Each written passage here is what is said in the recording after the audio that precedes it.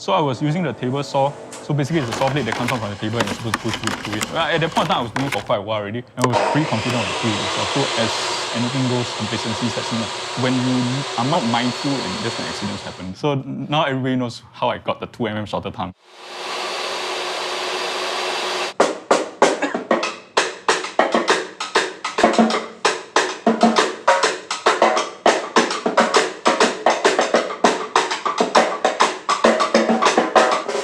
A lot of people think that, it's very easy to be a drummer, especially because you just hit on something. But there's a lot of hard work that accumulates into being a good musician. I joined the school band when I was in primary school, and that's what I wanted to do. I had a dream. I was going to be a drummer. It's like sounds very ridiculous. Common question is like, where you learn from? Because it's not a skill where most people just randomly pick up. Then the next generation people can make a living.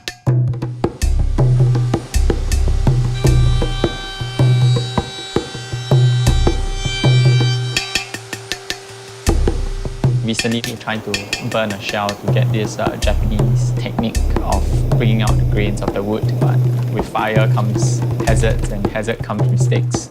It was a drum of mistakes. Woodworking itself is very forgiving. If you have enough imagination and you think hard enough, there's infinite ways to kind of salvage all your spoiled parts or mistakes and things like that. Perfection is, I would say, something we all pursue in music and woodworking, but it's an ideal. You will never get there. Every one of your drums has mistakes.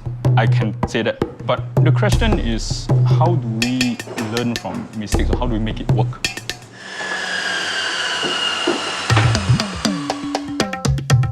The process is repetitive.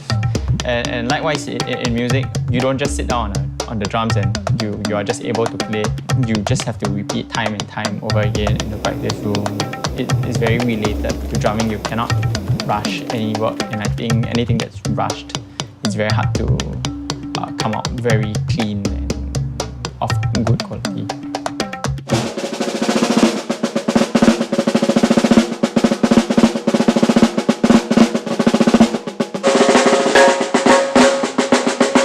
We make drums for people who are happy. We don't make millions of dollars coming out with drums, but we make our hearts happy, so I think that's more satisfying and makes the struggle more worth it. I think a lot of people today are maybe a bit unsatisfied or unfulfilled in their day work.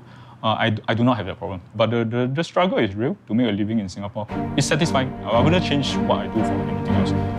To me, then my next question would be, what isn't a struggle, right? Life is a struggle. But that's what makes us human, I think, what builds people's character. So in a sense, music is like an expression of what life is encompassed in a form.